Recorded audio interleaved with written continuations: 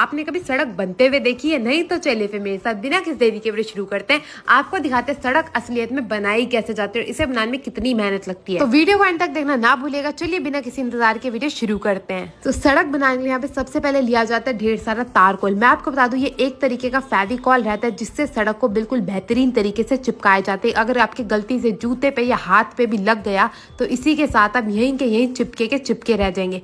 तभी आप देख सकते हैं यहाँ पे भैया ने अलग प्रकार के जूते पहने हुए और हाथ में एक बड़ा सा ग्लव्स भी पहने हुए हैं। तो फिर जहाँ पे भी सड़क बनानी होती है सबसे पहले ये जो तारकोल का एक बड़ा सा कनस्तर देख रहे हैं जिसमें छोटे छोटे से छेद करे हुए हैं, इन्हीं की सहायता से सबसे पहले तारकोल बिछाया जाता है और उसके बाद बाड़ी आ जाती है रेड़ी पत्थर की। तो यहाँ पे एक जो बड़ा सा ट्रक देख रहे हैं ना इसमें भरा होता है रेड़ी पत्थर जिसको एक दूसरे मशीन वाले ट्रक के अंदर डाला जाता है। और ये जो आप पीली सी मशीन देख रहे हैं ना इसी का काम होता है रोड़ी पत्थर को अच्छे से फिक्स करके बिल्कुल गर्मा गर्म बिछाने का सड़क पे, क्योंकि अगर ये बिल्कुल गर्म नहीं होंगे, बिल्कुल अच्छे से पिघले हुए नहीं होंगे, ये अच्छे से सड़क बनाने का कार्यक्रम नहीं कर पाएंगे, ताकि जब भी कोई गाड़ी स्कूटर इस पे चलेगा तो बिल्कुल भी उखड़ेगा नहीं। तो इसके लिए सबसे पहले इसे बिल्कुल अच्छे से पिघला के मशीन द्वारा ही बिछाया जाता है। जो भी साइडों में थोड़ा बहुत रह जाता है उसे हाथों की सहायता से या फिर एक बड़े से फाफड़े की मदद से बिछा दिया जाता है। आप यहाँ पे देख सकते हैं तारकोल के ऊपर से बिल्कुल बेहतरीन तरीके से बिछाया जा रहा है। जितना भी साइडों में ऊपर नीचे की तरफ ये गिर जाता है उसको इसी मशीन द्वारा ही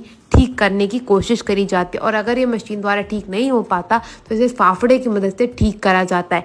आप यहाँ पे देख सकते हैं मशीन में से ये नीचे की ओर से निकलता रहता है, सड़क पे गिरता रहता है और साइडों में इसे बिछाने का जो कार्य है वो सारे के सारे भैया लोग लगते हैं। तो आप सोच सकते हैं कितनी मेहनत लगती होगी इसमें। अब फाफड़ा जो है उस पर ये बिल्कुल भी ना चिपके इसके लिए इस पे ऊपर बार बार तेल लगाया जाता है और तेल की सहायता से जितना भी एक्स्ट्रा इसके ऊपर चिपका होता है उसे निकाल दिया जाता है। आप सोच सकते हैं कितना चिपचिपा मामला रहता होगा। तभी तो आपने कभी देखा अगर आप नई सड़क पे गलती से भी चल जाओ तो आपके जूते पे ये तारकोल या फिर ये रोड़ी पत्थर जो चिपक जाता है वो इसी कारणवश, क्योंकि तारकोल जो है बहुत ही ज्यादा स्ट्रांग होता है। वैसे तो करीबन 1 लाख से भी ज्यादा सड़कें हैं हमारे देश में, मगर हमारे नितिन गडकरी जी जो हमारे ट्रांसपोर्ट मिनिस्टर हैं वो आने वाले सालों में और भी ज्यादा हाईवे और एक्सप्रेसवे बना रहे हैं ताकि हम लोगों के लिए कहीं भी आने जाने का जो कार्यक्रम है वो आसान हो सके और हमारे भारत देश की जो प्रगति है वो बहुत ही तेजी से हो सके।